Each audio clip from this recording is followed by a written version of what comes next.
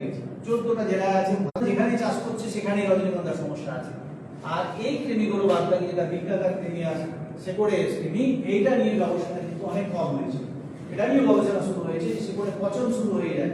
এটা বোঝা খুব কঠিন কি কারণে, যারা রোগের কারণে হতে পারে, কৃমির কারণে হতে পারে, অনেকগুলো কারণ হতে পারে। সেই জন্য এখানে সুনির্দিষ্টভাবে বলাটা খুব কঠিন। এই যে গোদের কথা আমি বলেছিলাম, যে মানুষের গোদ আর পটলের গোদ একই একই, কিন্তু ওটাও কৃমি দিয়ে হয়, এটাও কৃমি। ওটা মানুষের কৃমি আর এটা গাছের কৃমি। এটার কোনো ব্যবস্থা নেই, ওটার কোনো ব্যবস্থা নেই। এইবার একটা জিনিস বললাম আমি আপনাদেরকে, সকালে শিকড় দেখিয়েছি, শিকড়ে গাঁট দেখেছেন। এবার গাঁট দেখার পর এবার সমস্যাটা হবে কি, কিছু সিম্পি জাতীয় গাছ আছে, তাতেও তাদের শিকড়ে গুটি হয়। তো আপনি ওইরকম শিকড়ে গুটি দেখলে কিন্তু একদম বিভ্রান্ত হয়ে যাবেন না, যে ফোন করবেন না স্যার আমার শিকড়ে লেগে লেগেছে। আপনার সবচেয়ে সহজ উপায় হচ্ছে যে আপনি দেখুন, যেগুলো সিম্পি জাতীয় গাছ এবং সিম, এই গাছের গোড়ায় যে গুটিগুলো হয়, সেই গুটিগুলো হাতে বলের মতো হাতে করে টানলে কিন্তু খুলে যাবে।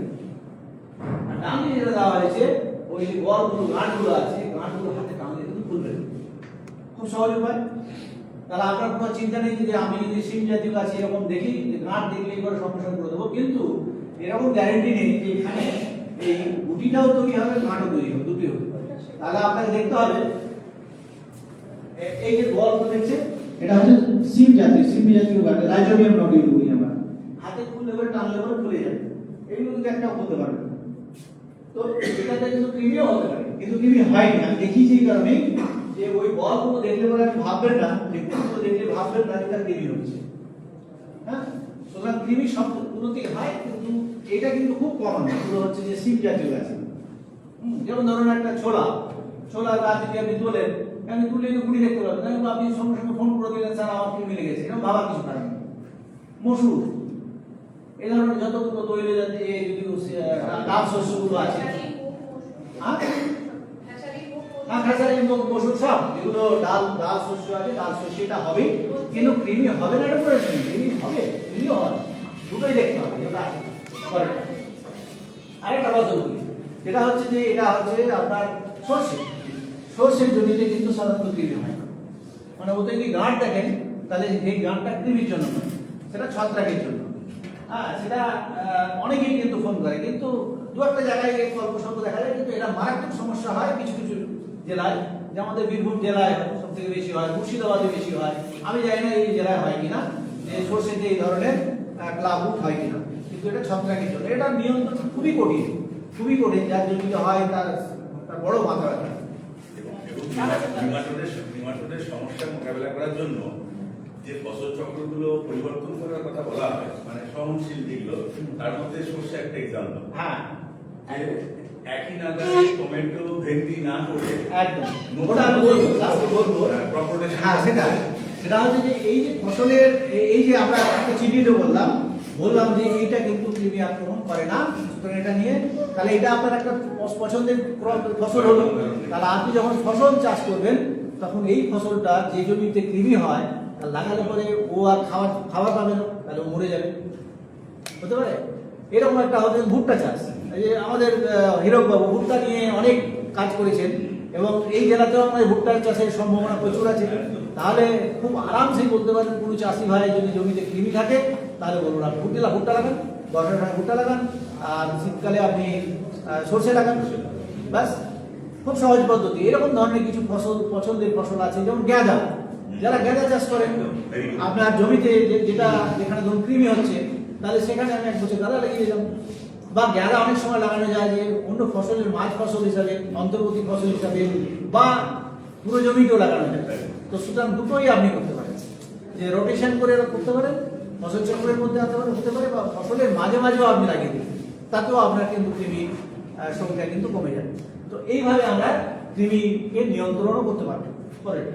এইবার আপনাকে যেটা বলছিলাম, যে কৃমিটা আপনাকে দেখালাম, এর মধ্যে কি থাকে আপনাকে বললাম, যে একটা আপনার চাষি ভাইরা যদি মনে করেন যে আমার ওই চাষের সঙ্গে একটু শত্রুতা আছে, তার কিছু ক্ষতি করতে চায়, তাহলে কিছু নয়, গাছের শিকড়টা তুলে নিয়ে গিয়ে জমিতে ফেলে দেবেন, ঠিক আছে?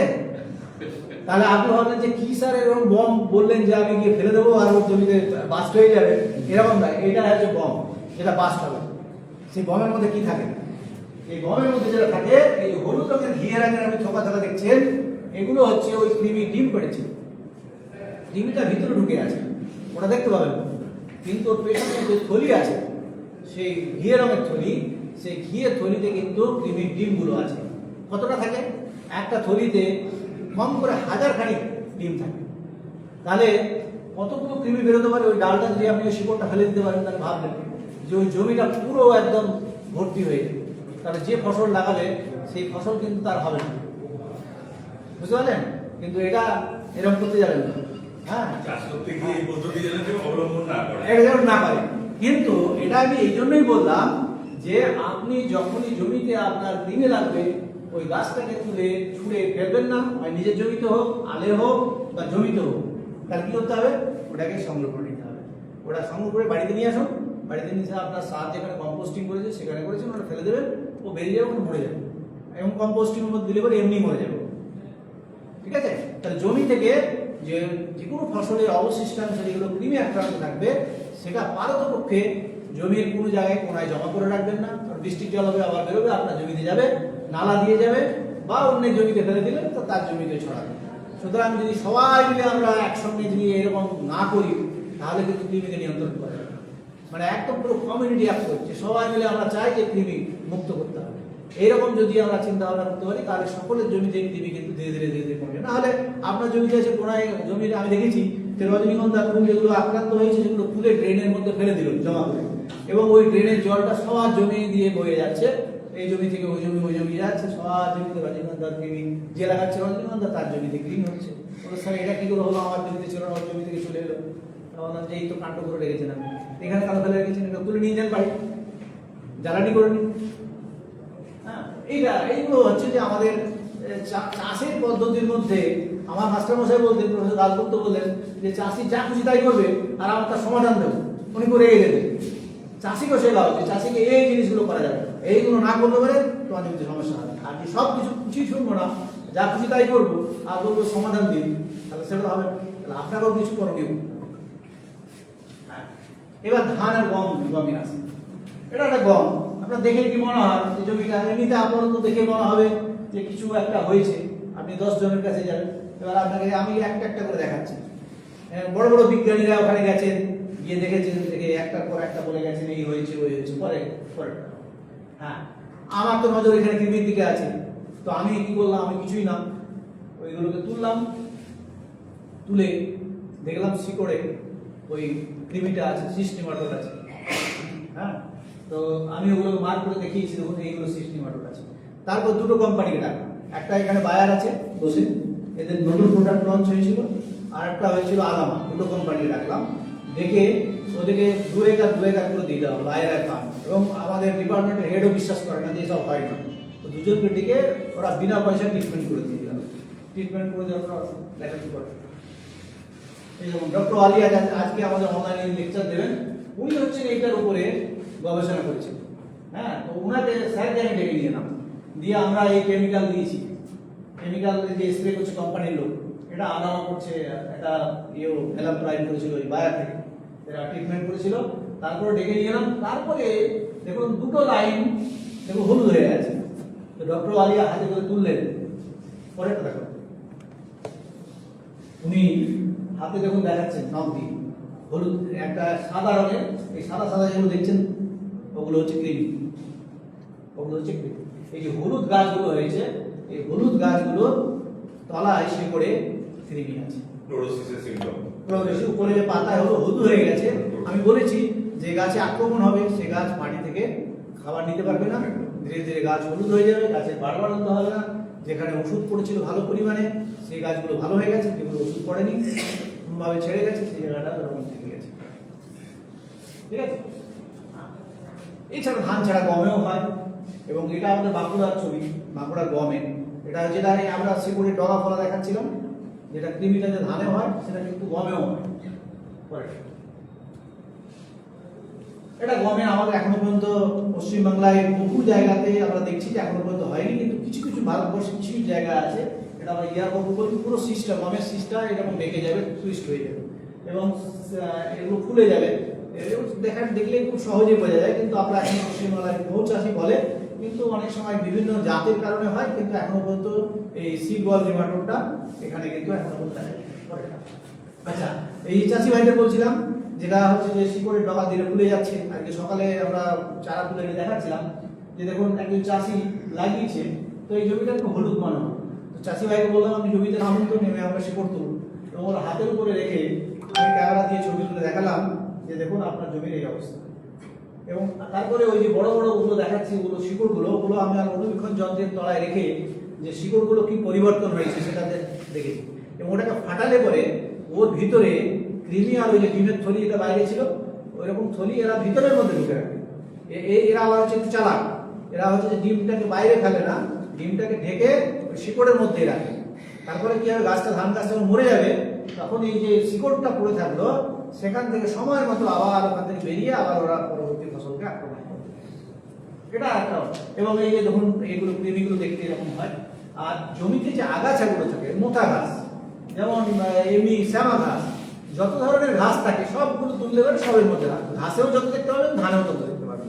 তার মানে ধান যখন কেটে নিলেন তখন ওদের তো খাবার থাকে ঘাস, তাহলে জমিতে আগাছা যদি বেশি থাকে তাহলে সেই আগাছার মধ্যে বেশি থাকবে। পরবর্তী ফসল যখন চাষ করবেন তখন ওই আগাছা থেকে আবার আপনার ধানে আসবে। সুতরাং আগাছা কিন্তু সরাতে হবে জমিকে, পরিষ্কার পরিচ্ছন্নতা রাখতে হবে। আর তা নাহলে ওকে যদি বাঁচিয়ে রাখেন তাহলে ও আপনার ধানে এসে বুঝবে। হ্যাঁ বলুন। আপনি যে ওই মোথা ঘাসের কথাটা বললেন, স্যার ওই মোথা ঘাসটা কি করে মারা যায় সেটা যদি একটুখানি এরকম আছে, আজকে দুপুরের পরে বলে দেবেন। হ্যাঁ, মোথা ঘাস ওটা খুব চ্যালেঞ্জিং, সেটা হচ্ছে বলবো। হ্যাঁ, আমরা খুব সমস্যা আছে, আমার জমিতে আমি বারবার উইডিং করে হয়ে যাচ্ছি, সেটা একটা সমস্যা। আর এই যে ধানের যেটা ফসলের ধানের সমস্যা বলছিলাম, এতদিন পর্যন্ত আমরা বলতাম যে এই কৃমিটা আমাদের বোরো ধানের হতো। তারপরে আমরা এটা নিয়ে শুরু করলাম যে ইয়েতে বর্ষাকালে বোরো ধানের আমরা মন্দিরপুর জেলায় বিভিন্ন জায়গায় আমরা সার্ভে করে চাষিদের কাছে হাতে দেখিয়ে দিয়েছিলাম যে এটা বোরো ধানে হয়, বোরো ধানে হয় এবং ব্যাপক রকমের হয়। এবং এখানে এটাও প্রমাণিত হয়েছিল, আমরা যে সিড কোম্পানিগুলো সিড দিয়েছিল তাদেরকে ধরে নিয়েছি, বলুন কোন কোন চাষিকে আপনি বেঁচেছেন, তার জমি যাবো। এবং আমরা ইয়েতে গিয়ে মেদিনীপুরে ডেবরায় গিয়ে সেই মানে সকাল থেকে সন্ধ্যে পর্যন্ত রাত্রে হ্যান্ডিং জ্বালিয়ে আমরা মিটিং করেছি চাষিদের সঙ্গে, করে বলেছি ওই চাষিগুলো ডেকে নিয়ে এসব, কে সিড কিনেছে আর কোম্পানির লোককে ডেকে নিয়ে এসব।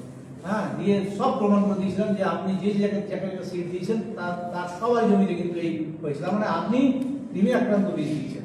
এটা নিয়ে আমি গভর্নমেন্টের দিল্লিতেও আমি রিপোর্ট করেছিলাম যে সিড অ্যাক্ট যেটা আমাদের আছে, যে বীজ নিয়ে একটা যে ইয়ে আছে, রুল আছে সরকারি, সেই রুলের মধ্যে কৃমিটাকে ঢোকাতে হবে। যে বীজ বিক্রি করবো সেখানে কৃমি নেই এই কথাটা বলতে হবে, তেমন তাকে পরীক্ষা করতে হবে।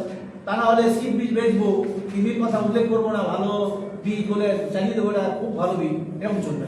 তো এখনো সিড অ্যাক্টের মধ্যে ওটা ঢোকেনি, তো এটা দুর্ভাগ্য। কিন্তু যারা সিড বিক্রি করছে তারা, তো এখন আমাদের যেটা করণীয় সেটা হচ্ছে বীজটাকে শোধন করে রাখা। ঠিক শোধন পদ্ধতিটা করবে, শোধনটা হচ্ছে খুব সহজ, যে আপনি যখনই যে বীজটা লাগাবেন সে আপনি কোম্পানির কাছ থেকে কিনুন বা আপনার জমি থেকে করুন, সুরক্ষিত রাখুন, সেই বীজটাকে ভালো করে রোদে শুকাতে হবে। এবং এটা যদি আমাদের এবং বৃষ্টি ইয়েতে মে জুন মাসে খুব হাই টেম্পারেচার থাকে, বাড়িতে যদি কংক্রিট ফ্লোর থাকে, সেই ফ্লোরের মধ্যে আমরা যদি পর যদি শুকিয়ে রাখি তাহলে কৃমিটা মরে যায়।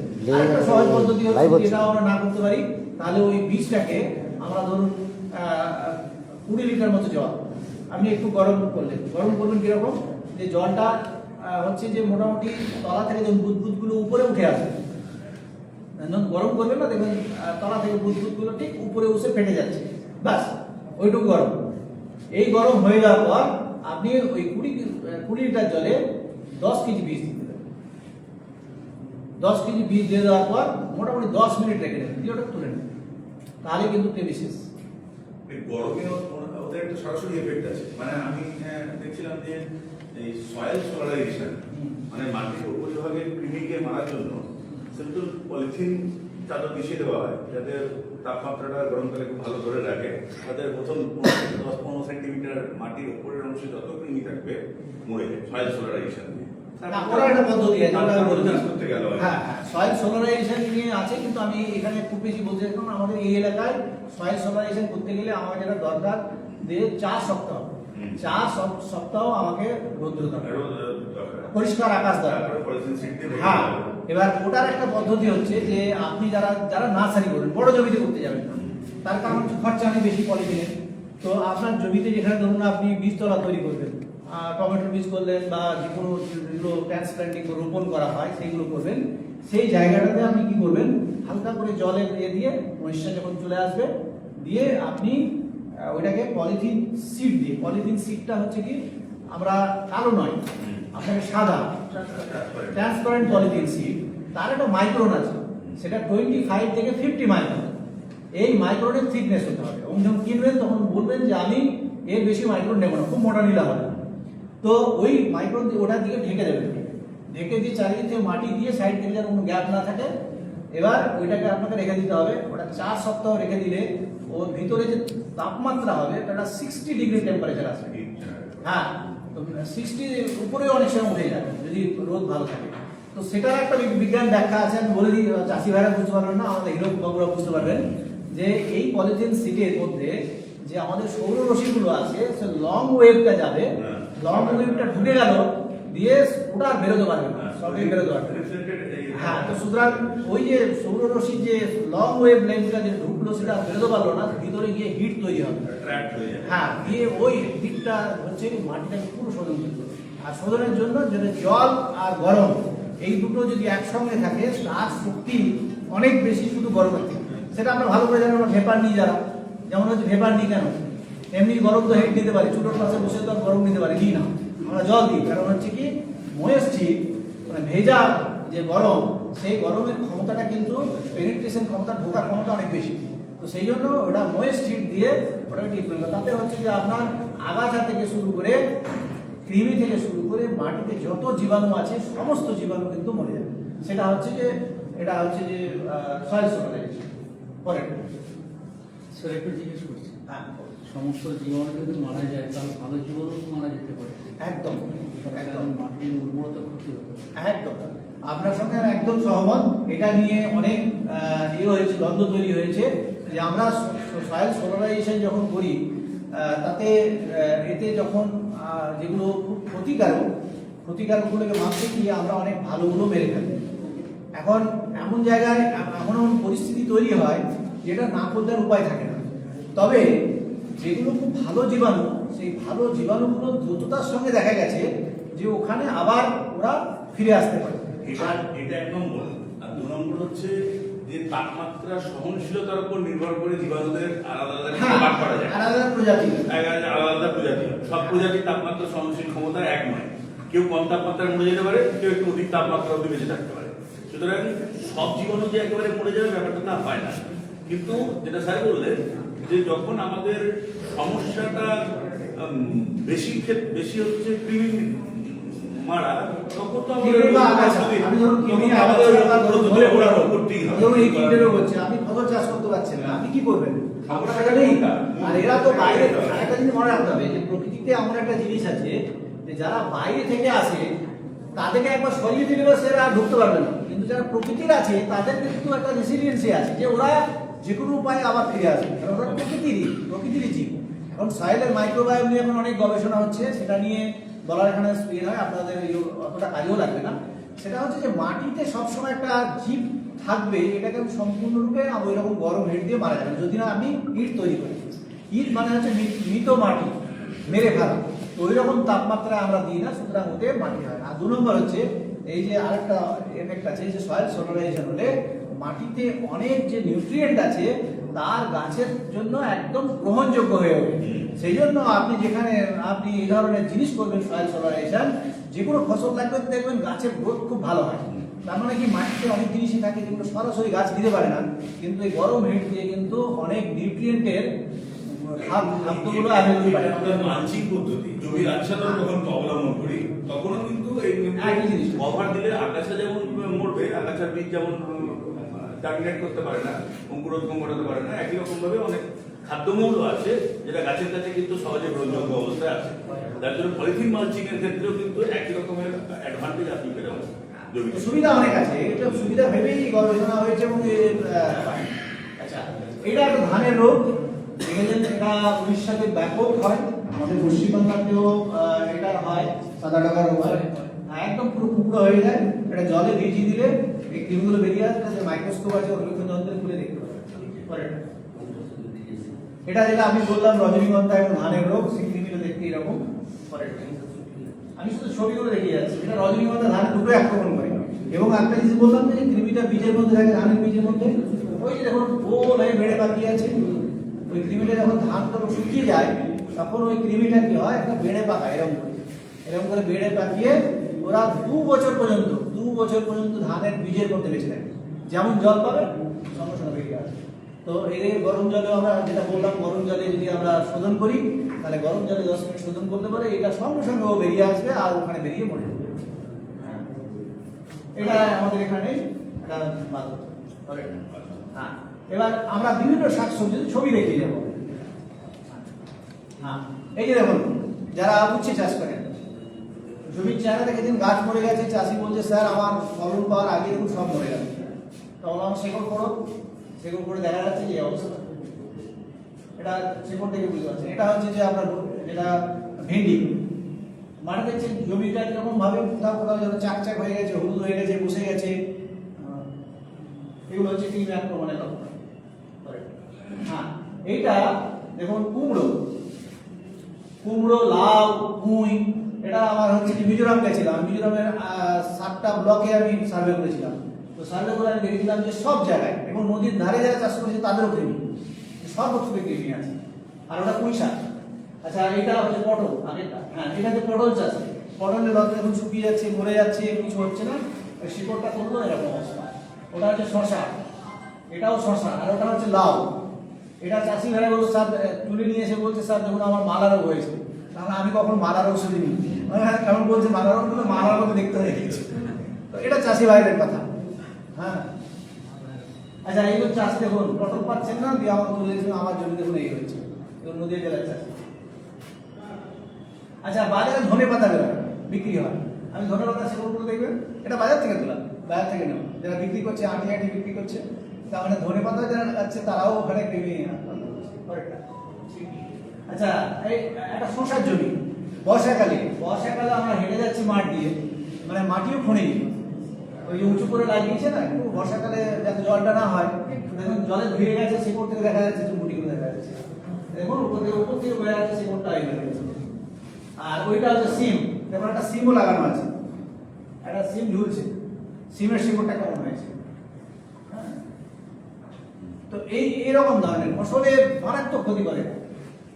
আলু, এটা খুব ইন্টারেস্টিং, এইটা বহুদিন ধরে আমাদের জানা ছিল না। তারপর দেখা গেল যে যেখানে চাষিরা আলু চাষ করছে, এবং পশ্চিমবাংলা থেকে ভারতবর্ষের যে কোনো রাজ্যে এরকম আলু দেখা যাচ্ছে। তো আমরা আলুটাকে কাটলাম, কেটে আমরা দেখছি যে আলুর মধ্যে যেমন আপনার আঙুরের মতো ওই এগুলো, আমি দেখুন এইটা এই যে কাটা হয়েছে, ধারে ধারে দেখুন এরকম রং সারি হয়ে আছে, যেমন আঙ্গুরে একটা দানা হয়, সেই দানার মতো যে কৃমিগুলো আমি বললাম না, ছোলার দানার মতো, সেই কৃমিগুলো এরকম ভাবে পাশে আছে। হ্যাঁ, এটা কিন্তু নদীয়া জেলায় এখন একটা বিরাট সমস্যা। হ্যাঁ, এবং এই যে কৃমিটা আছে, এতে প্রথমত কি হচ্ছে যে এর ওজন কমছে, এটা আমি একমত। কিন্তু বাজারে এই আলুটা দেখলে আপনি কিনবেন না, কিন্তু এটা আপনি খেতে পারেন, খেতে অসুবিধা নেই, কারণ এটা তো আপনার ক্ষতি করবে না, বরং হচ্ছে আলুর সঙ্গে ভেজের সঙ্গে একটু নন ভেজে পেয়ে গেল। এই কৃমির প্রচুর প্রোটিন থাকে, এর মধ্যে এত বেশি প্রোটিন থাকে, আপনাকে বলি যে আপনার শরীরের পক্ষে খুব ভালো। এই জন্য আমি বলি যে এগুলো কি খান, হ্যাঁ, দেখার দরকার নেই, সেদ্ধ করে ভর্তা করে খান, প্রোটিন হলো, আলু হলো প্রোটিন।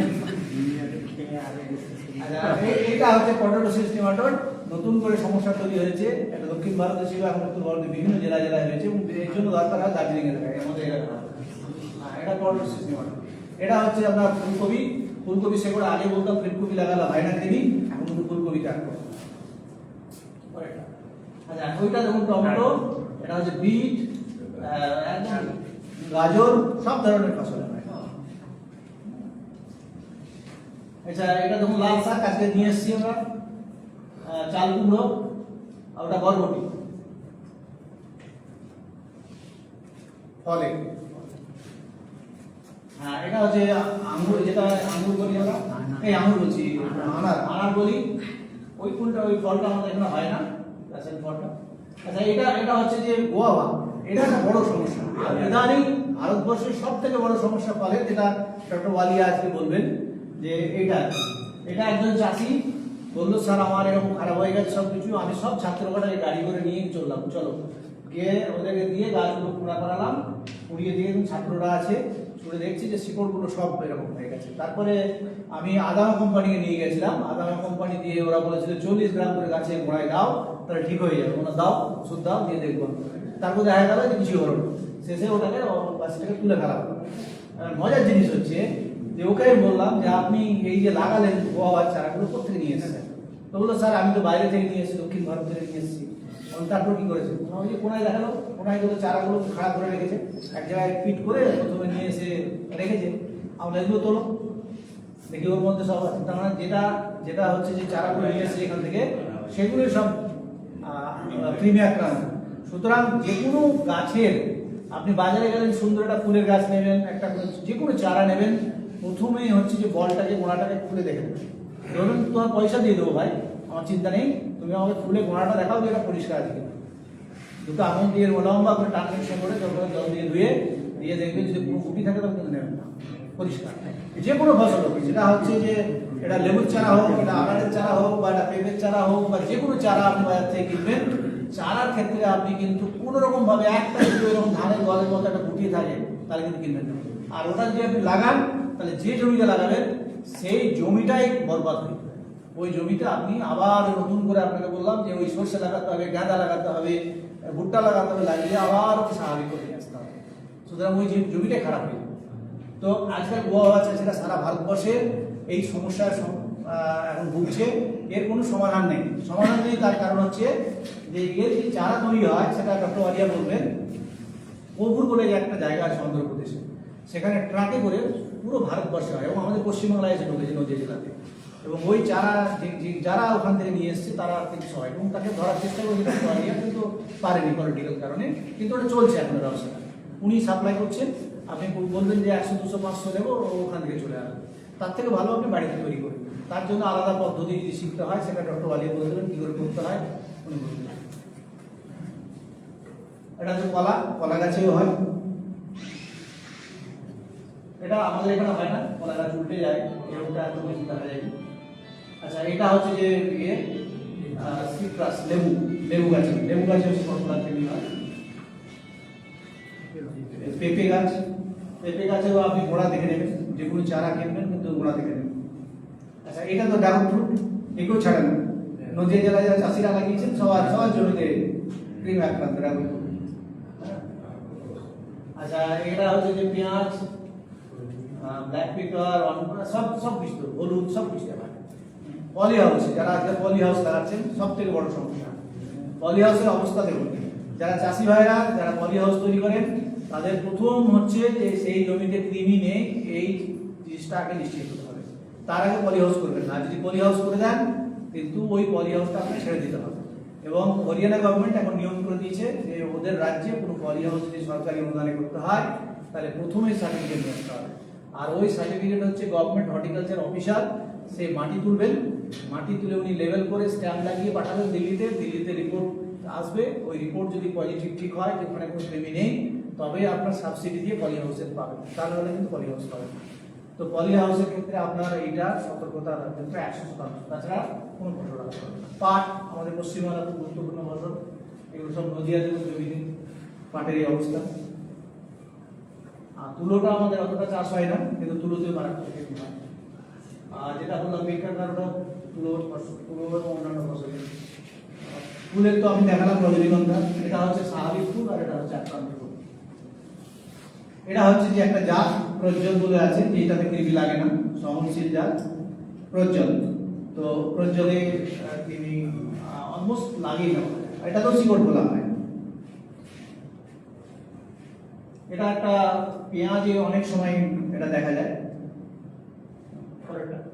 আর এটা জারবেরা, আচ্ছা, এটা হচ্ছে যে বালসাম দোপাটি, জমিতে যারা বালসাম চাষ করেন, এমনি ছিটিয়ে চাষ করেন, জমিতে যদি কৃমি থাকে তাহলে এরকম হয় দোপাটি। এটা হচ্ছে অড়হর, সব ধরনের পালসি হয়, কত দেখো, রাজমা, কাউ বরবটি, ছোলা, অড়হর। এটা হচ্ছে বাদাম। বাদাম এখন মারাত্মক সমস্যা। তুমি গুজরাট, মহারাষ্ট্র এই সমস্ত এলাকাতে, অন্ধ্রপ্রদেশ, বাদাম চাষ মানে কৃমি। এটা হচ্ছে টোব্যাকো, এটা তামাক।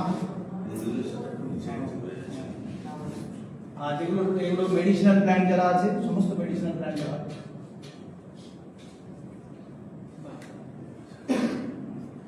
আর যেটা হচ্ছে যে আগাছা।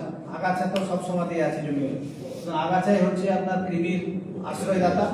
শুধু আশ্রয়দাতাকে যদি আপনি না হটান তাহলে করে আপনার কৃমি জমিতে থাকবে। হ্যাঁ, এবং রাস্তা ভালো হয়ে যাবে। তাহলে আমাদের যেটা আজকে যেটুকু আমি বললাম তাতে বেশিরভাগই ফসল আপনাদের দেখানো হলো। এখন পরিচর্যার ব্যবস্থা আসবে। পরিচর্যার আমি কয়েকটা জিনিস আমি যদি লিখিতভাবে দিয়েছি, দেখবেন লেখাটাতে পরিষ্কার করে বলা হয়েছে। পরিচর্যার আগে এই কৃমি উপযুক্ত কোন মাটিতে ওরা বসবাস করে বা বংশ বিস্তার করে? একদম, এটা আপনি ঠিক বলেছেন। কৃমি সবচেয়ে হচ্ছে আদর্শ মাটি হচ্ছে যেটা হচ্ছে বালু মাটি, স্যান্ডি লুম সয়েল। স্যান্ডি লুম সয়েল, কারণ এরা পছন্দ করে এমন মাটি যে মাটিতে ওরা বেশি চলতে পারে না, ওরা দৌড়াতে পারে না। তো ওদেরকে ওই মাটির মধ্যে যদি চলাচল করতে হয় তাহলে হচ্ছে স্যান্ডি লুম সয়েল। আর যেখানে মাটি হচ্ছে ধরুন একটু কাদা মাটি, ধরুন আমাদের বীরভূম জেলায় একটু কাদা মাটি, বৃষ্টি হয়ে গেলে পায়ে চ্যাট চ্যাট করে লাগে। এখানে মাটি ওটাই, এখানে এটাল মাটি। এঁটেল মাটি, হ্যাঁ এঁটেল মাটি, কিন্তু সব জমি তো এঁটেল মাটি নয়, হয়তো কোনো কোনো জায়গায় নেই, সেই জায়গায় বেশি হবে, কিন্তু এঁটেল মাটিতে কম হবে। হ্যাঁ, এঁটেল মাটিতে ওরা বেশি পায় না। আচ্ছা, এবার আর কিছু বললেন না? আচ্ছা ঠিক আছে, এটা আমি স্বাভাবিকভাবে একটু বলে দিচ্ছি, কিছু লেখাও আছে কৃমি নিয়ন্ত্রণের জন্য কি করতে হবে। সেটা হচ্ছে প্রথমত হচ্ছে আপনার জমিতে কৃমি আছে কিনা, জমির স্বাস্থ্য কার্ড, হেলথ কার্ড তৈরি করতে। হ্যাঁ, এবং যে জমিতে কৃমি আছে সেটা জানার জন্য সবচেয়ে ভালো উপায় হচ্ছে যে আগাছা। আপনার জমিতে ফসল নিয়ে এখন আগাছা আছে, শ্যামা ঘাস তুলে দেখে নিন, যদি কৃমি থাকে তাহলে আপনার মাথায় একটা লিখে রাখুন যে এই জমিতে আমার এই কৃমিটা আছে। তাহলে কি করা যাবে না, তাহলে ওখানে ধানের চারাতলা তৈরি করা যাবে না। চারাতলা ধানের যে কৃমি যেটা আমি দেখাচ্ছিলাম, ওটা ওই কৃমিটা থেকে বাঁচতে গেলে এমন জমিতে চারাতলা তৈরি করবেন যে জমিতে আপনার কৃমি। এটা সমস্যা আমি জানি অনেক চাষের ক্ষেত্রে, যে যারা হয়তো চারাতলা এখানে তৈরি করবেন, তার জমিটা হচ্ছে যে ওই বীজতলাটা তৈরি করতে হলো ওই মাঠে, তাহলে ওই মাঠ থেকে বই নিয়ে আসতে হবে। সেই জন্য ওরা চেষ্টা করে যে একটা বড় জমির একটা কোনাতেই করে নেওয়া, যাতে বেশি দূর বইতে না হয়। কিন্তু একটু কষ্ট করতে হবে। দরকার হলে আশেপাশের সঙ্গে, কারো জমির সঙ্গে যদি দেখা যায় যে চারাতলা তৈরি করতে দেবে, ওখানে শেয়ার করে করতে হবে। কিন্তু প্রথম নিশ্চিত হতে হবে যে বীজতলা তৈরি করার সময় সেই জমিতে কৃমি নেই, এটা কিন্তু নিশ্চিত হতে হবে। আর যদি থাকে তাহলে বলে তো অনেক কষ্ট করতে হবে, অনেক ওষুধ দিতে হবে। যেমন আমরা এখন যেটা বলি, ধানের জমিতে যদি কৃমি এসে যায় তাহলে পুরাডান দানা, পুরাডান তো বেশি থাকবে না, কারণ এখন একটা এনক্যাপসুলেটেড পুরাডান পাওয়া যাচ্ছে, সেটা আমরা ব্যবহার করতে পারি। কাঠা প্রতি 300 গ্রাম হিসাবে আমরা ওটা ব্যবহার করতে পারি। তাতে আমরা ধানের মাজরা পোকা এবং কৃমি দুটোই কিন্তু নিয়ন্ত্রণে আসবে। কিন্তু সম্পূর্ণভাবে যদি বলা যাবে যে আপনার এই কৃমি নিয়ন্ত্রিত হবে ওই দানাদার ওষুধ দিয়ে, এটা কিন্তু বলা যাবে। তাহলে যেটা প্রথমটা বললাম সেটা প্রথম উপায়। দ্বিতীয়টা হচ্ছে যে কোনো কারণে যদি দেখা যায় যে এটা কৃমির অত্যধিক আক্রমণ হয়ে গেছে, তাহলে পুরাডান দানা কাঠা প্রতি 300 গ্রাম হিসাবে চারা তোলার অন্তত 15 দিন আগে জমিতে দিয়ে দেবেন। কারুর পুরানের একটা ফাইটোটনিক এফেক্ট আছে, সঙ্গে সঙ্গে দেখবেন গাছগুলো সব হলুদ হয়ে যাবে, খুব সুন্দর দেখাবে। আর ওই কারুর পুরানটা যেহেতু সিস্টেমিক, ও শরীরের মধ্যে ঢুকে যাবে, সুতরাং ওই অ্যাকশনটা আপনি অনেকদিন পাবেন, এটা মাজরা পোকার নিয়ন্ত্রণের ক্ষেত্রে সাহায্য করবে। তাহলে পুরাডান দানাটা একটা হতে পারে, যেটা হচ্ছে এনক্যাপসুলেট, এটা খুব বাজে পাওয়া যায়, এটা অন্য কারোর কাছ থেকে কেনেন, এটা একটা অংশ। গ্রীষ্মকালীন জমি চাষ করবেন, একটু জমিতে চাষ দিয়ে রাখতে হবে, আগাছা পরিষ্কার করে রাখতে হবে। আর জমিতে যদি কোনো রকমের কৃমি আক্রান্ত কিছু থাকে, অবশিষ্টাংশটাকে তুলে একদম সতর্কতার সঙ্গে সেটা নষ্ট করে ফেলতে হবে। জমিতে বেশি পরিমাণে জৈব সার ব্যবহার করতে হবে। জৈব সার ব্যবহার করলেই সেটা কৃমি কিন্তু মরে যাবে। এবং কৃমির যেটা বিরোধী কৃমি, মানে কৃমিকে যারা খায় তাদের সংখ্যা বাড়বে।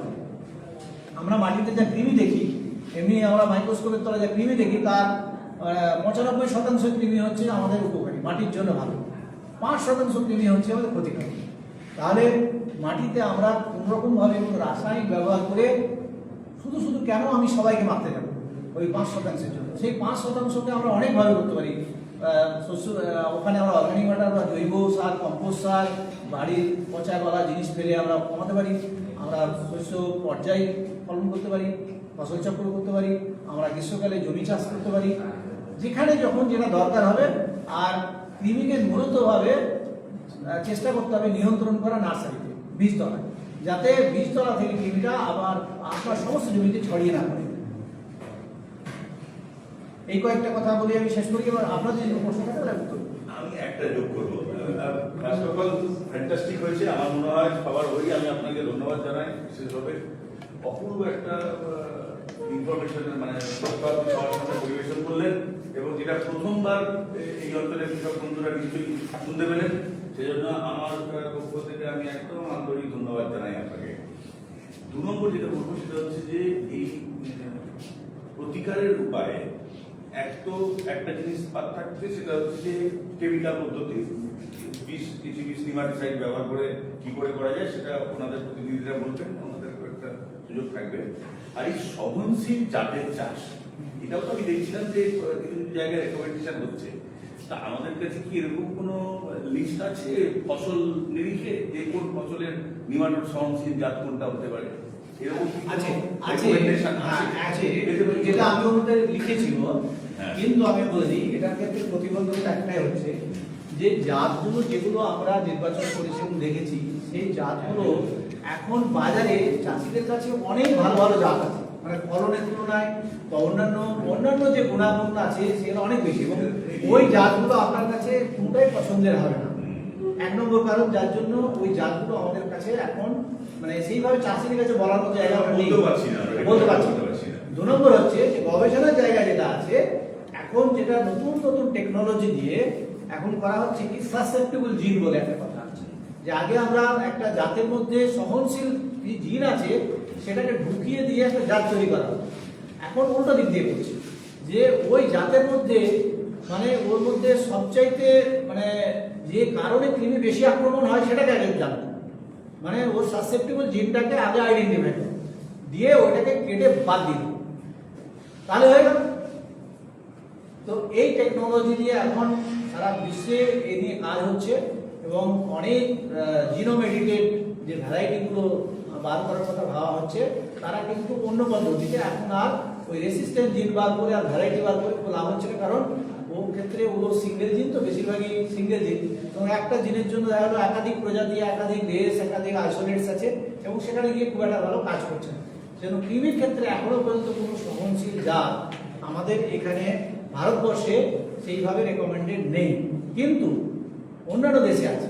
বলতে পারে যে অন্যান্য দেশে কি করে আছে, অন্যান্য দেশে ওরা কম সংখ্যক ভ্যারাইটি চাষ করে, যেমন আমেরিকাতে 3-4টে ক্রপ লাগায়, তার জন্য ভ্যারাইটি হয়তো 10টা বেশি ভ্যারাইটি বাজারে নেই, ওই ভ্যারাইটিগুলো সবাই চাষ করে, সুতরাং ওখান থেকে ওদের সুবিধা আছে। কিন্তু আমাদের হাজার হাজার লোকাল ভ্যারাইটি এত আছে যেগুলো আমরা বলতে পারবো না। আমি আজকে একটা ভ্যারাইটি বলার আমার ক্ষমতা নেই যে আপনি এই জেলায় আপনি বলছি যে হিসাব লোডিং টমেটো লাগান, কারণ আজকাল অনেক কিছু চলে এসেছে, ভালো ভালো ভ্যারাইটি আছে এবং হাইব্রিড ভ্যারাইটি দিচ্ছে, সুতরাং ভ্যারাইটি দিয়ে আমরা এই মুহূর্তে কিন্তু আবার একটা জিনিস এটাই বললাম যেটা খুব পাওয়া গেছে, সেটা হচ্ছে যে প্রজ্জ্বল একটা ভ্যারাইটি বলতে পারবো, কিন্তু প্রজ্জ্বলের ক্ষেত্রে আরেকটা সমস্যা হচ্ছে, সেটা খুব চাষি ভাইদের কাছে অতটা অ্যাট্রাকটিভ নয়।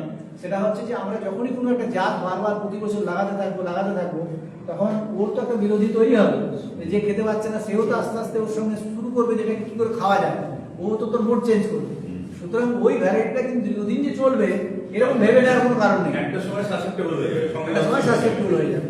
সুতরাং আমাদের কাছে যদি একগুচ্ছ ভ্যারাইটি না থাকে, তাহলে ওটাকে যদি আমরা একটার পর একটা না লাগাতে পারি, তাহলে কিন্তু এই সহনশীল জাতের এটা পদ্ধতিটা খুব বেশি দিন চালানো যাবে। এটাই হ্যাঁ, ফসল চক্রটা খুব গুরুত্বপূর্ণ। হ্যাঁ, এই যে ব্যাকটেরিয়াল লিকাইডের ক্ষেত্রে, এই যে মাটিবাহিত রোগের ক্ষেত্রে যেটা বলি না যে আমরা ক্রপ রোটেশন প্র্যাকটিসটা মিনিমাম 3 বছরের জন্য আমরা টেস্ট করি, নন সোলারিশিয়াস ক্রপে যাই, মানে বেগুন বা টমেটো না করে অন্য ফসল সেরকম কি এর ক্ষেত্রে কিছু আছে যে কত বছর নন রোটেশন? হ্যাঁ, এরকম আছে। মিনিমাম 3 বছর আমি যদি মেরিগোল্ড মানে ইয়ে করি বা সরষে চাষ করি সেই জমিতে, না, আমাদের ফসল ফিরে আনতে পারবো। হ্যাঁ, আমি অন্যান্য রোগের সঙ্গে আমাদের নেমাটোডের ক্ষেত্রে একটু আলাদা করে বলে দিই, যেটা হচ্ছে খুব সুবিধাজনক অন্যান্য রোগের তুলনায়। যেটা হচ্ছে যে যেমন এই যতগুলো উইল্ড হয়, ব্যাকটেরিয়াল উইল্ড হোক আর ফাঙ্গাল উইল্ড, তো এদের একটা ন্যূনতম সংখ্যায় জমিতে থাকলেও কিন্তু দ্রুততার সঙ্গে ওরা বেড়ে যেতে পারে। কিন্তু নিমাটোডের সংখ্যাটা কিন্তু গোনা যায়। মানে আমরা মাটি থেকে তুলে এনে আজকে বলে দেবো যে আপনার জমিতে কতটা নিমাটোড আছে, কিন্তু ফাঙ্গাস ও ব্যাকটেরিয়ার ক্ষেত্রে বলা সম্ভব না। কারণ আজকে তুলে এলাম, তাহলে 5 দিন রেখে দিলাম, ওটা 10 গুণ হয়ে গেল। সুতরাং ওটা করা যায় না কিন্তু আমাদের ক্ষেত্রে। সুতরাং আমাদের সংখ্যা তত্ত্বটা খুব গুরুত্বপূর্ণ। তো আমরা কৃমি নিয়ন্ত্রণের ক্ষেত্রে আমরা এই প্রিন্সিপালটাই ফলো করি যে আপনার জমিতে কৃমির সংখ্যার হ্রাস করতে হবে, মানে কমাতে হবে। তাহলে আপনি যে কোনো পদ্ধতিতে যদি ফলন করুন, সেই পদ্ধতি দিয়ে যদি কৃমির সংখ্যাটা কমে যায়, তাহলে আপনার ফসল স্বাভাবিক হবে, কোনো অসুবিধা আছে থাকলেও কিছু আসে না। কৃমিকে আমরা পুরো মাটি থেকে সম্পূর্ণভাবে নির্মূল করতে চাই, আর নির্মূল করলেই বিপদটা তৈরি হবে। কারণ নির্মূল করতে গিয়ে আমি সবাইকে মেরে ফেলবো। সুতরাং ওদের সংখ্যাটাকে নিয়ন্ত্রণের জন্য ফসল চক্র, এই ধরনের অ্যান্টাগনিস্টিক ক্রপ বা এনিমি ক্রপ যেগুলো আমরা বলছি, সেগুলো লাগানোর কথা বলছি। তো সাধারণভাবে ক্রুসিফেরাস ক্রপ হচ্ছে যে কম আক্রমণ হয়, সেক্ষেত্রে আমরা ক্যাবেজ, কালিফ্লাওয়ার, সর্ষে এবং মূলো এগুলোতে হয়, কিন্তু খুব কম হয়। সেই জন্য এইগুলো লাগানোর পর কৃমির সংখ্যাটা কিন্তু কমে যায়। ক্যাবেজ লাগিয়ে চাষ দিয়ে জমিতে হ্যাঁ, আরেকটা জবাব, হ্যাঁ ঠিক আছে। হ্যাঁ, ওটা আরেকটা জিনিস আছে, সেটা হচ্ছে যে বায়োফিউমিগেশন। শব্দ আছে বায়োফিউমিগেশন, মানে কি পুরো যে ক্রুসিফেরাস এবং কিছু কিছু নন ক্রুসিফেরাস ক্রপ আছে, যেমন আমরা জমিতে ধরুন কলিফ্লাওয়ার লাগাবো বা ক্যাবেজ লাগাবো, বাঁধাকপি ফুলকপি। হ্যাঁ বাঁধাকপি ফুলকপি। তো ওগুলো যখন আমরা তুললাম না, কেটে নিলাম, প্রচুর পাতা মুড়ো থাকে। এবার ওই পাতা মুড়োগুলোকে যদি আমরা এগুলোকে চপিং করে দিই, কেটে কেটে কিছু কিছু করে দিই, পুড়ে দিয়ে মাটিতে ছড়িয়ে দিলাম, চাষ দিয়ে দিলাম, একটু জল দিয়ে করে দিলাম, এবং তাতে কি হবে, ওতে কিন্তু কৃমি মরে যাবে। আর ওখান থেকে যে কেমিক্যালটা বের হয়, সেই কেমিক্যালটা মাটি শোধন করতে হবে। কিন্তু আর একটা ভয়ও আছে, ভয়টা সেটা হচ্ছে যদি ক্যাবেজ, কালিফ্লাওয়ার এবং বা ফুলকপি, বাঁধাকপি যদি কোনো রোগ থাকে, সেই রোগটা ওর হতে পারে। হ্যাঁ, স্ক্লেরোসিয়া এই ধরনের অসুখগুলো আছে, ওটা দুটো রিস্ক আছে, সেটা করা যাবে। জৈব সার বা এইগুলো ব্যবহার হয়নি। হ্যাঁ, তো জৈবটা কিন্তু ওদের জৈব সার হচ্ছে, আর অসুবিধা সব কিছুতেই আছে, কিন্তু আচ্ছা, আমি ওনাদের ওই একটা হ্যাঁ, হ্যাঁ, বলুন। সুবিধা হয় সেটা হচ্ছে যে এরকম কি কোনো জেনারেলাইজ করা যায় সাধারণ বোঝার জন্য যে শুষ্ক অঞ্চল আর ভেজা অঞ্চল, মানে ড্রাই রিজিয়ন আর হাই রেইনফল রিজিয়ন, এর মধ্যে কি মাটিতে কৃমির আধিক্য বাড়া কমার কোনো সম্পর্ক থাকে? একদম আছে। মানে ধরুন রাজস্থানে আমি বেশি পাবো, না আমি এই মণিপুরে বেশি পাবো, মিজোরামে বেশি পাবো, হ্যাঁ। এইটা বলছি। হ্যাঁ, এটা নিয়ে আমার একটা অ্যাটলাস তৈরি হয়েছে, সেটা 2010 সালে অ্যাটলাস তৈরি করেছি। ভারতবর্ষের বিভিন্ন জেলা ভিত্তিক এগুলো ম্যাপ তৈরি করা হয়েছে, এবং দেখা গেছে যে হয়তো রাজস্থানে যে কৃমির সমস্যাটা আছে, ওখানকার অ্যাডাপ্টেড, ওখানকার জাত এবং ওখানে বিভিন্ন ফসলে যে আক্রমণ হয় সেটা আলাদা, সেটা কিন্তু পশ্চিমবাংলায় নেই। পশ্চিমবাংলায় এটা রাজস্থানে নেই। তার মানে ওদের একটা টেম্পারেচার, হিউমিডিটি এবং একদম আছে, একদম আছে। যেমন সিস্টেমাটোড, আমাদের পশ্চিমবাংলায় সিস্টেমাটোড যেটা আমি দেখালাম গমে, এই সিস্টেমাটোডটা কিন্তু গমে হয় না, কিন্তু এখানে দিল্লিতে হয়, রাজস্থানে হয়, পাঞ্জাব, হরিয়ানা ওইসব এলাকায় কিন্তু বড় সমস্যা হয় সিস্টেমাটোড। আবার আরেকটা বলি, যেটা হচ্ছে যে এখানে রাইসে যেটা গ্রামীণ ব্যাপক সমস্যা হচ্ছে পশ্চিমবাংলায় সব জেলায়। হ্যাঁ, এবার এটা যদি আমি রাজস্থানে যাই, এটা যদি গুজরাটে যাই, তাহলে মতো পাবো না। ফাটাফাটি একদম পরিষ্কার। আরেকটা ছোট্ট প্রশ্ন করবো, সেটা হচ্ছে আপনি এখানে জানেন যে এই সমুদ্রবর্তী লবণাক্ত অঞ্চলে বেশিরভাগটাই 64% এলাকা হচ্ছে লবণাক্ত। এবার লবণাক্ততার সঙ্গে কৃমির পপুলেশন বাড়া কমা, আদৌ লবণ মাটিতে কৃমি থাকে কি থাকে না, বা পারে কি পারে না, এই ধরনের কোনো রিপোর্ট এখন পর্যন্ত আছে? হ্যাঁ, এটাই হচ্ছে গবেষণা। আমি কেন বলছি এই কথাটা, যে অনেক নিউট্রিয়েন্টের ক্ষেত্রে আমরা দেখি যে লবণাক্ত মাটিতে নাইট্রোজেন অ্যাভেলেবেল ইনহেরেন্টলি কম থাকে, জিঙ্ক এমনি কম থাকে। তো এরকম হতে পারে যে মাটিতে লবণাক্ততা আছে, হয়তো কৃমি জন্মাতেই পারে না লবণাক্ততার জন্য। তো সেক্ষেত্রে আমাদের কিছুটা বোধহয় চাষি ভাইরা এই অঞ্চলে একটু আমরা নিশ্চিন্ত থাকবো যে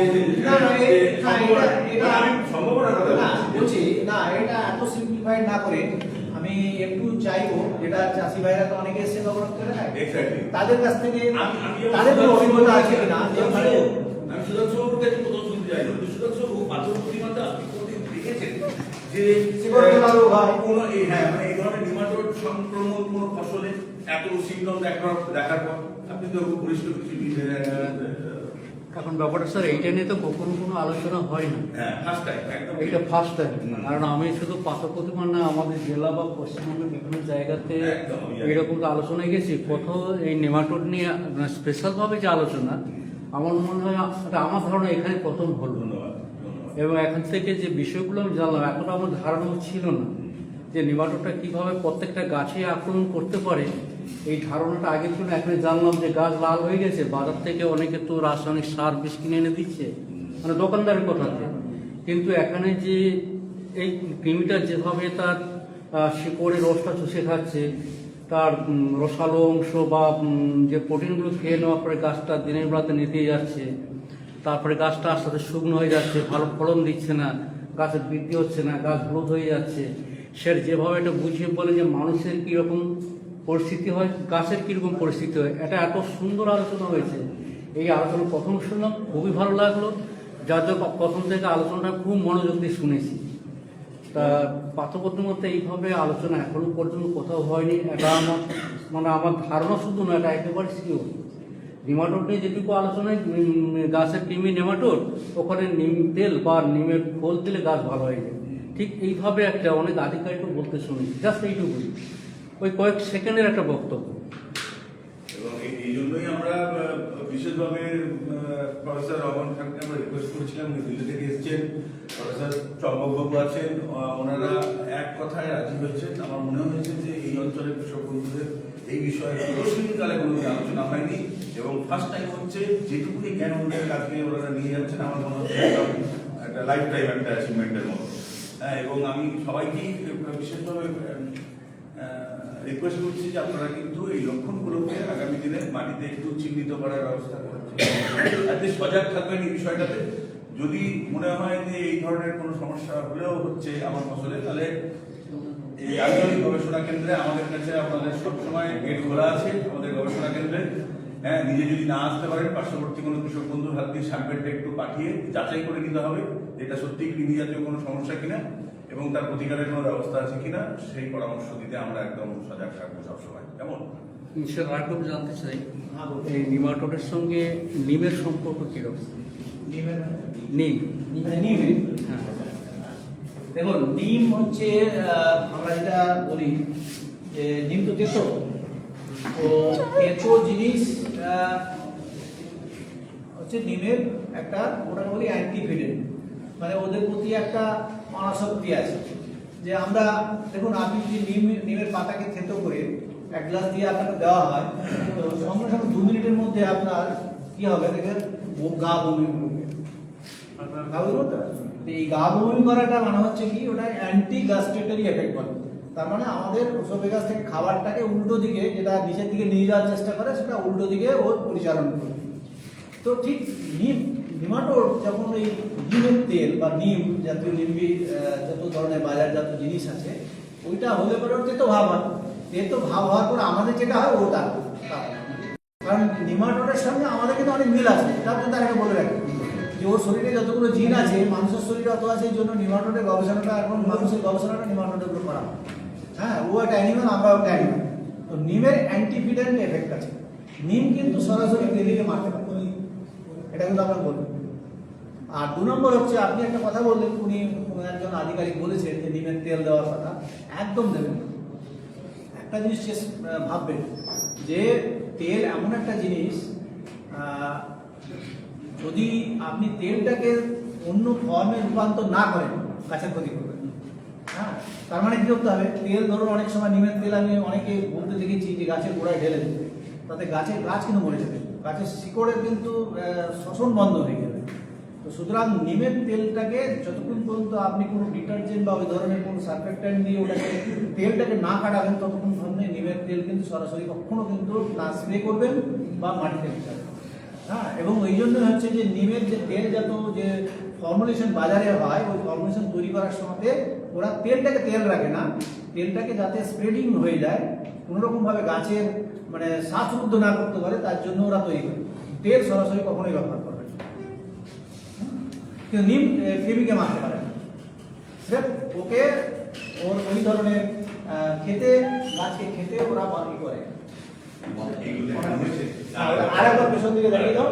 একটু আপনারা একটু হাতে হাতে পাস করে তো পেছন দিক থেকে দাও, দেখে, পেছন দিক থেকে, সামনে দিকে অনেকে যে দেখে। আপনারা একটু চোখে দেখুন বিভিন্ন ফসলে কিরকম ভাবে কৃমি আক্রমণ করেছে এবং তার সেটা দেখতে কেমন হয় একটু দাদা ভাই। আচ্ছা আপনি তো আসেনি, ওই দাদা আপনি দেখুন হাতে নিন, নিয়ে পাশে পাশে সরিয়ে দিন, ওইটা করে নিন, হাতে নিয়ে নিন, দেখে নিয়ে পাশে আরেকজনকে দিয়ে দিন, পাশের কিছু বন্ধুকে।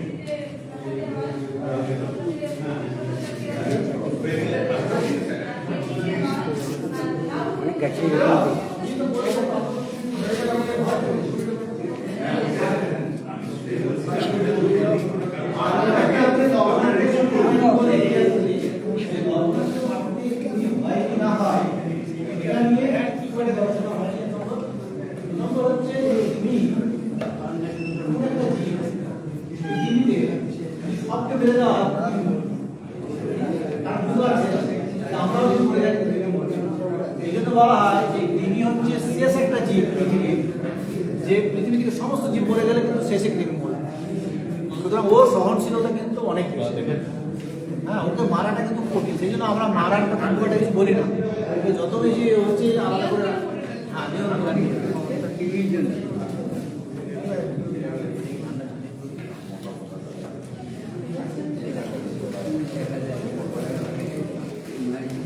বাড়ির পরিবারকে ভালো করে নজরদারি রাখতে হবে, কৃমি থেকে যাতে কৃমি আক্রান্ত না হয় এবং নিজেরাও সেটা করবে।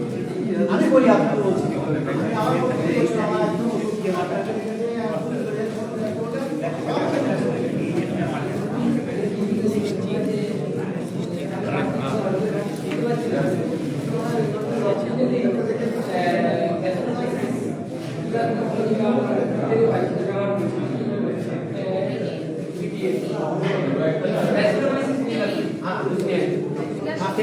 হ্যাঁ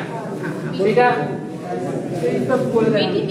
আপনাকে সেটা বলি, আপনাকে যেটা দেওয়া হয়। আচ্ছা, একটু কম কথা বলবেন প্লিজ, প্লিজ একটু কম কথা বলুন। দেখুন, আচ্ছা এই একটা ভালো প্রশ্ন করেছেন, এটা পরিষ্কার করে দিন।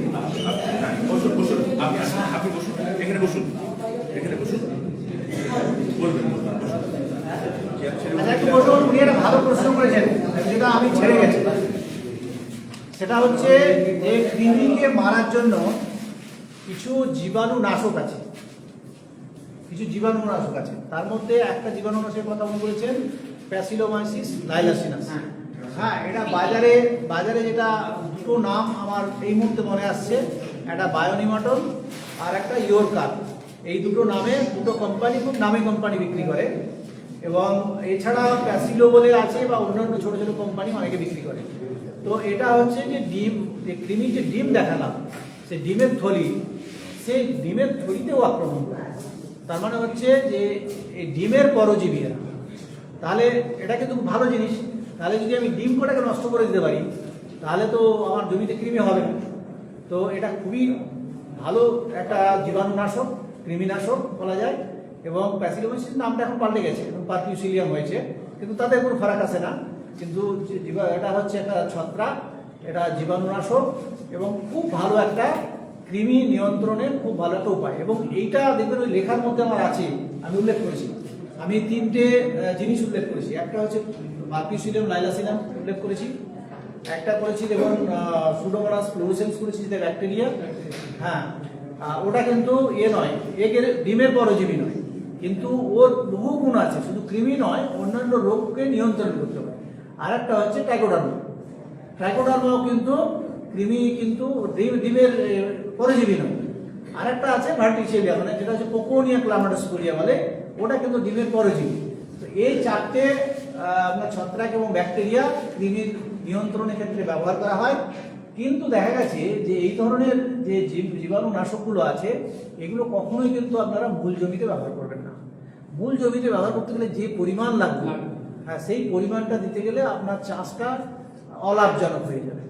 তো সেক্ষেত্রে আমরা যেটা বলি যে এই ধরনের জীবাণুনাশকগুলো কিনে নিয়ে আসুন। 1 কেজি আপনি কিনলেন, ধরুন 250 টাকা 300 টাকা নেবে, আমার যদি ধারণা এখন, আগে এরকমই ছিল। তো 160 টাকা। 160 টাকা নিচ্ছে। 160 টাকা কেজি। হ্যাঁ। আচ্ছা, ওকে, ওটা নিয়ে পরে কথা বলবো। 160 টাকা দিতে পারবে না, কি দেয় আমি সেটা সন্দেহ আছে।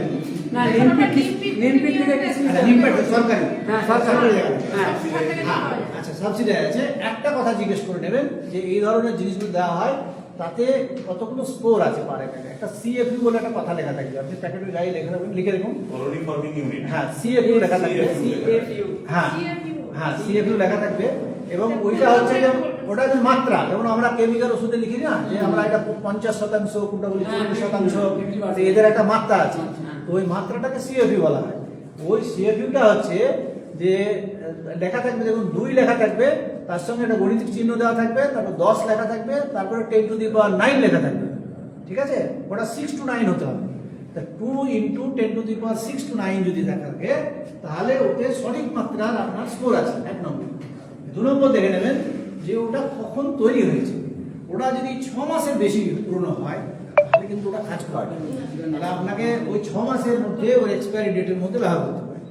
এইবার পরে যেটা পার্টটা সেটা হচ্ছে যে ওই 1 কেজি আপনি কিনে নিয়ে এলেন, 1 কেজি আপনি 100 কেজি 200 কেজি এটার সঙ্গে অর্গানিক ম্যাটারের সঙ্গে, যেটা আছে ঝুলঝুল অর্গানিক ম্যাটারের সঙ্গে লিখে দিয়েছেন কিভাবে করতে হবে। হ্যাঁ, তো ওই কম্পোস্ট সারের সঙ্গে আপনি ভালো করে মেশাবেন, মিশিয়ে একটা ছায়াতে রাখবেন, দিয়ে হালকা করে জলের ছাঁট দেবেন, দিয়ে বস্তা দিয়ে ঢেকে দেবেন। ঢেকে দিয়ে আবার 3-4 দিন পর 5 দিন পর আবার আপনার ওটাকে আবার ভালো করে একবার ভালো করে মাখিয়ে দিতে জলের ছাঁটে আবার ঢেকে দেবেন। এরকম করে 15 দিন করবেন। 15 দিন পর ওইটাকে আপনি গাছের গোড়ায় যখনই কোনো ধরুন টমেটো লাগালেন বা লঙ্কা লাগালেন বা আপনি বেগুন লাগালেন বা আপনি যাই শসা লাগাচ্ছেন সেখানে করছেন, ওইটাকে আমি ব্যবহার করবো। তাতে হলো কি আপনার 1 কেজিটা আপনি ধরে নিলেন, ওটা বহু কেজি, অনেক কেজি হয়ে গেল, তাহলে অনেক পয়সা আপনার বেঁচে গেল। তাহলে এটাকে আমরা জাগ দেওয়া বলি, যেটা জাগ দিয়ে কম্পোস্টের সার কিনে 1 কেজি থেকে আমরা 100 কেজি 1 টন পর্যন্ত আমরা করতে পারি। তো ওইটাকে ওই পদ্ধতিটা আপনারা যে কোনো বায়োগ্যাস সুরমনের ক্ষেত্রে করতে পারেন, রেগুলার মার্কেট করতে পারেন। প্রত্যেকটা কি আলাদা আলাদা করে করতে হবে? মানে DDP, PM, DB, DD প্রত্যেকটা কি আলাদা আলাদা করে করতে হবে? দেখুন, একটা জিনিস না, এবার একটা জিনিস বলি, এটা কনসোর্সিয়াম অ্যাপ্রোচ বলে। কনসোর্সিয়াম অ্যাপ্রোচে আজকাল ফর্মুলেশন পাওয়া যায় যে একসঙ্গে অনেকগুলো যেমন ছত্রাকের, যেমন টাইকোডার্মা হার্জিনিয়াম আছে, অ্যাসপিরেটাম আছে, টাইকোডার্মা ভিরিডি আছে, সবগুলোকে একসঙ্গে কনসোর্সিয়াম অ্যাপ্রোচ বলে। ওটাও করা যায়। শুধু ফাঙ্গাসের সঙ্গে ব্যাকটেরিয়া করবেন না, ছত্রাকগুলো থাকবে, ছত্রাকগুলো আলাদা করবেন আর ব্যাকটেরিয়াটা আলাদা করবেন। আর কোনো রকম ভাবে এইগুলো যেখানে ব্যবহার করবেন সেখানে কোনো রকমের ছত্রাকনাশক বা অ্যান্টিব্যাকটেরিয়াল বা কোনো ধরনের পেস্টিসাইড বিষ ব্যবহার করবেন, তাহলে ওরা পড়ে যাবে। আপনি নার্সারিতে এটা করলেন, বিষ শোধন করলেন, দিয়ে তারপর 2 দিন পরে মনে হলো আপনি ওটা দিয়ে একটা ব্যালিস্টিক দিয়ে একটা ড্রেন করে দিলাম, ব্যাস আপনার বায়ো কন্ট্রোলটা শেষ হয়ে গেল। তাহলে আপনার পড়ে পাবেন। আচ্ছা, এই বলে অসংখ্য ধন্যবাদ প্রফেসর এমআর খান স্যারকে। এবার আমি রিকোয়েস্ট করবো বাইরের ওই আমি অর্জন বাবু এখন রিকোয়েস্ট করবো পরে আপনি আপনার গবেষণালব্ধ ফল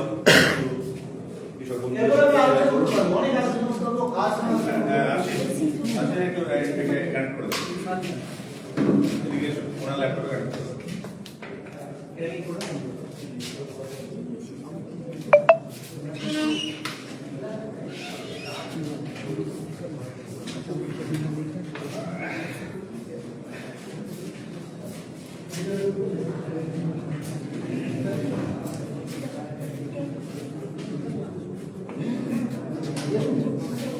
আর আরেকটা কথাই বলতে ভুলে গেছিলাম, সেটা হচ্ছে যে বাজার থেকে যে ধরনের এই যে পেস্টিসাইড, নেমাটিসাইড বলে যে ধরনের এগুলো আছে, বিষ আছে, যেগুলো কৃমিনাশক বলে বা যে কোনো কীটনাশক বা রোগনাশক যে ভাবে বলেন, ওষুধ নেওয়ার বাজারে নতুন একটা ওষুধ আসলেই সঙ্গে সঙ্গে কিনে আপনার ফসলে ব্যবহার করেন, এবং সেখানে হচ্ছে যে ওই ফসলের সঙ্গে ওই কৃমিনাশকটা সরকারি কোনো আইনের মধ্যে আছে কিনা, যেটা আমরা লেভেল ক্লেম করি। ধরুন ইনি এখন একটা নতুন একটা নেমাটিসাইডের কথা বলবেন, এবার উনি বলবেন, হয়তো দেখা গেল যে উনি বেগুনে বলছেন, কিন্তু এটা আপনি ধানে ব্যবহার করবেন। ঠিক আছে, তো এটাকে বলা হয় সরকারি একটা, আমি লিখে দিয়েছি এগুলো তলায় লিখে দিয়েছি, যখন ওই যে লেখাটার মধ্যে তলায় লেখা আছে যে কোনো কৃমিনাশক, ব্যাকটেরিয়ানাশক বা যে কোনো ধরনের ব্যাকটেরিয়ানাশক যে কোনো ব্যবহার করবেন সেগুলো লেভেল ক্লেম দেখতে হবে। ওই ফসলের জন্য ওটা আদৌ ওর জন্য নথিবদ্ধ আছে কিনা সেটা দেখানোটা খুব দরকার। হ্যাঁ, বাজারে পাচ্ছেন বলে যে কোনো ফসলে যে কোনো ওষুধ মারবেন সেটা দেওয়া যাবে না। স্যার ওই সিএফইউ ফুল ফর্মটা যদি আরেকবার colony forming unit, colony COLONY colony forming FORMING unit UNIT।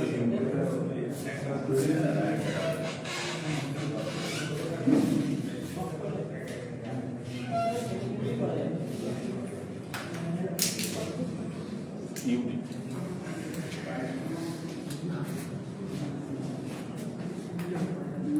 ওর কতগুলো স্কোর আছে সেটা কাউন্ট করে। আপনার কি পেনড্রাইভ আছে? যেমন এক গ্রামে কতগুলো স্কোর আছে কাউন্ট করে। স্কোরগুলো কি করে কাউন্ট করে, ওরা হচ্ছে গবেষণা এই পেট্রি প্লেটের উপর দেয়, তো এই স্কোরগুলো যখন জার্মিনেট করে তখন ওদেরকে কলোনি বলে। হ্যাঁ, তো ওগুলো ল্যাবগুলিতে কতগুলো কলোনি তৈরি হয়েছে সেগুলো, কিন্তু স্কোর কাউন্ট করে সব স্কোর তো জার্মিনেট করবে না। সেই জন্য আমি যদি ওটা ল্যাবরেটরিতে আলাদাভাবে স্কোরগুলো কাউন্ট করতে যাই সেটা ভুল হতে পারে। তার থেকে হচ্ছে কতগুলো জার্মিনেট করবে সেটার উপরেই ভিত্তি করতে হবে। এরকম নয় যে আমার এতগুলো আছে বলে আমি করে দিলাম। এখানে আমার মনে হচ্ছে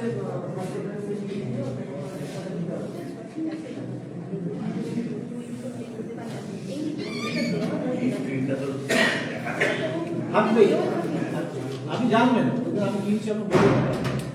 হ্যাঁ সেটা হতে পারে, কিন্তু ইনভিট যখন কারণ এরা যদি প্যাকেজিং না করে না, দেওয়া থাকে না। সরকারি জায়গা ওরা যখন প্যাকেজিং না করে, এটা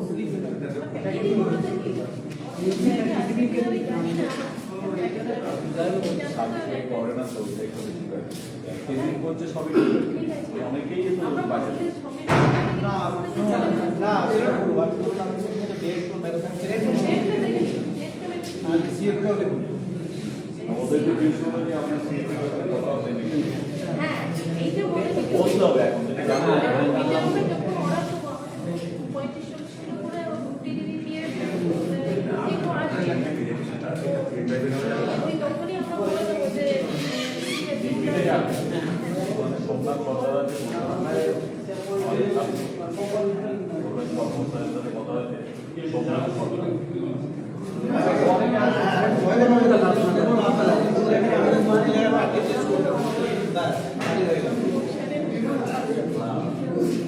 আমরা কিন্তু তাহলে চেঞ্জ করিয়ে দেবো ল্যাবেই থাকেন। হ্যাঁ উনি তো এ দেখেন হ্যাঁ একদম দেখেন ওখানে এখন তো আপনাদের